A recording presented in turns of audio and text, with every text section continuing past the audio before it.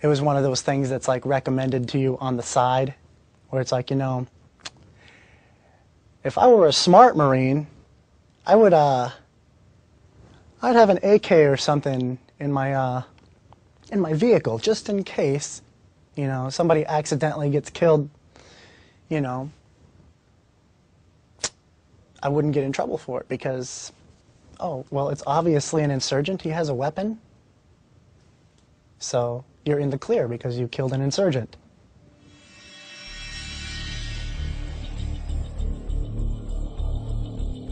When we arrived there, they gave us quite a few AKs, and they said, keep them in case something happens. And that was about it. Just the dude just went from chain of command down to us, and it actually was pretty much everybody on the base.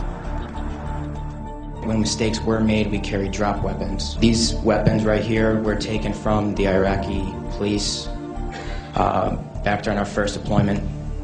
And this is just an example that we would take their weapons and carry them around with us in case we did mess up and shot the wrong person.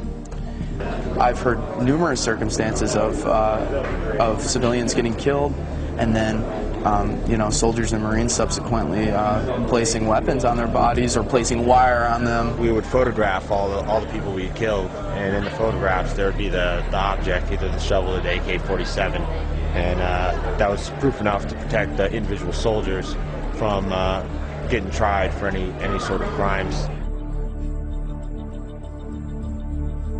We hear of very few of the prosecutions that actually occur in Iraq and Afghanistan. But of those that have made the newspapers, I can think of 3 off the top of my head, which involved dropped weapon.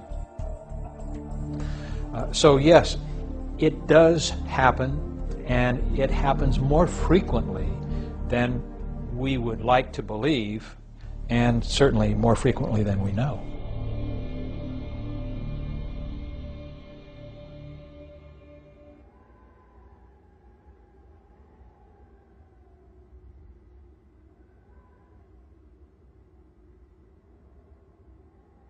You got a crew of 3 guys that use the same truck every single day. You know, you throw an AK-47 that you confiscate at a house in your truck, and you don't turn it in, you just keep it on that truck. The AK-47 is always there. It's not something that you have to be reminded of. It's just always in the truck. So if it happens, it's like, we're like, oh yeah, we got that AK-47. It goes down through the ranks. That stuff spreads real quick.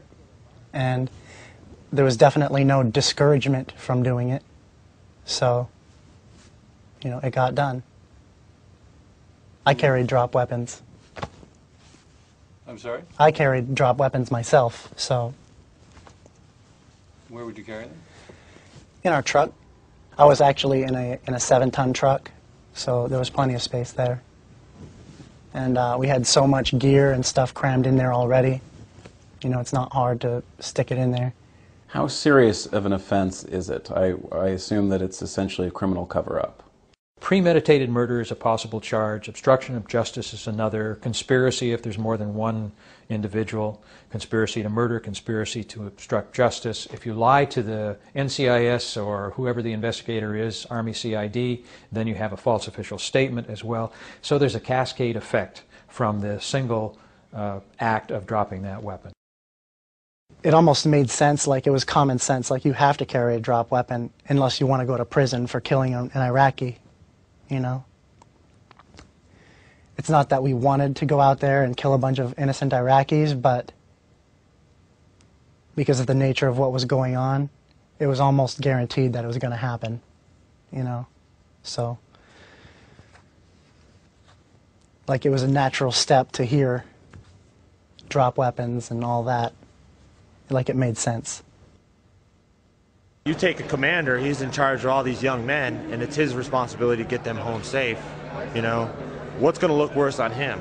Losing a soldier and having to go tell his mother that he just died?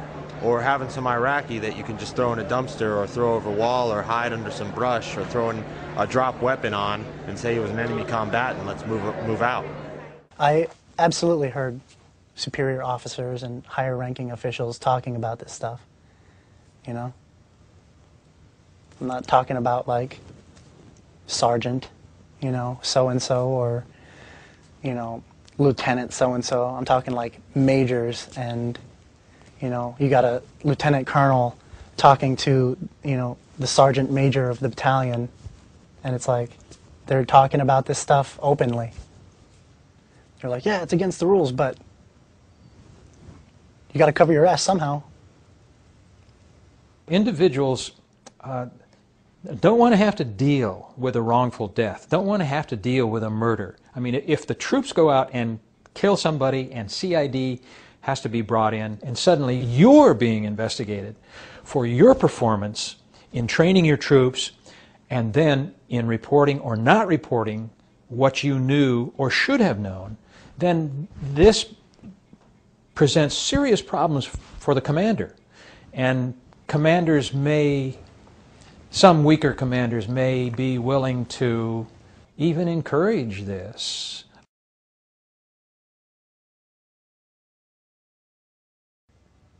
The whole point of the drop weapons is you don't tell anyone.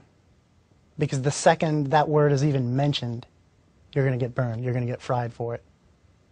You know, and that's well known. But it's also encouraged that you do carry them just in case. It's just one of those ugly little things that they like to keep on the down low, you know? Isn't it something that they should be speaking out actively against? I think there's no question that seniors in the chain of command, they know about dropped weapons. They know that it goes on. When you're talking about platoon commanders and company commanders who are closest to the actual troops, of course they know about it in detail. As you go up the chain of command all the way to a four-star general, I have no doubt that the most senior officers in Iraq and Afghanistan, all the way up to General Petraeus, are aware of it. But what are they to do? As long as you put high-power weapons in the hands of 18 and 19-year-olds, bad stuff's going to happen once in a while. And the best we can do is aggressively prosecute those cases that we become aware of. Everything we did there, when we were there, it didn't seem wrong. Everything was right because people that we charge with, people that we trust, and people that we have to take care of us, they tell us it's fine because they give us the rules of engagement and they do it. And we just, unfortunately, we're young and our brains are innocent and they control it. And when you tell a 19, 20-year-old kid that just, you know, sees his friends get killed and things blowing up all the time, he don't care. If you tell him this, he'll do it. When you know something is wrong, but you feel like you have to do it if you want to survive and you want to go home to your family, it's almost like you're being put in a place where you have no choice except to be dishonest. And I think that's a difficult burden to place on people. I don't think it should be placed on people. I don't think that's right. The American public just doesn't know what's going on, and the American public doesn't care. Unless they've got a son, brother, husband, wife, sister over there, they just don't care. It doesn't touch them. And that's not necessarily their fault. I think it's our leadership's fault. I am certain that drop weapons are still getting used today. Things are still going on the way they were then. It's still getting used. I guarantee it.